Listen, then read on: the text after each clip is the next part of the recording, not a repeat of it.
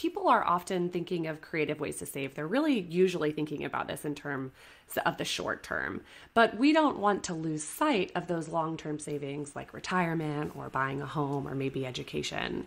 So for balancing, what tips do you have for keeping those long-term goals front of mind when you're working for saving for an emergency or just starting out on building your savings account? Absolutely. So I think you can do both at the same time. So one really interesting technique, sort of tip, is to think when you think about sort of saving for retirement, think about this concept of half, right? So instead of, I've written this a lot of people have said this, save 10 to 15% of your savings, of your income for retirement savings.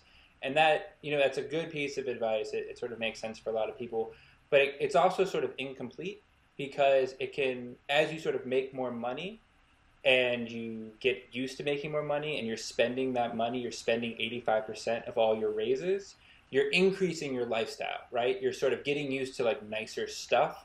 And that's called lifestyle creep. And that sort of hurts you saving in the short term.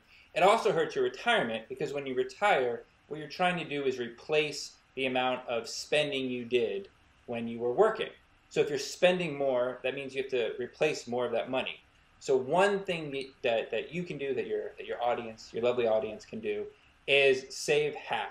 So whenever you get a raise, save half of that. Put half of that towards your 401k or towards or your 529, or which is a college savings vehicle. And then you get to spend the other half. And by doing that, you'll over time increase your savings rate. You'll actually end up saving a lot more money than you would be if you were just doing 10 to 15%. But you'll also sort of lower the growth of your lifestyle creep, and it will make it easier to sort of hit your budgets and do all the wonderful things that Lisa was talking about.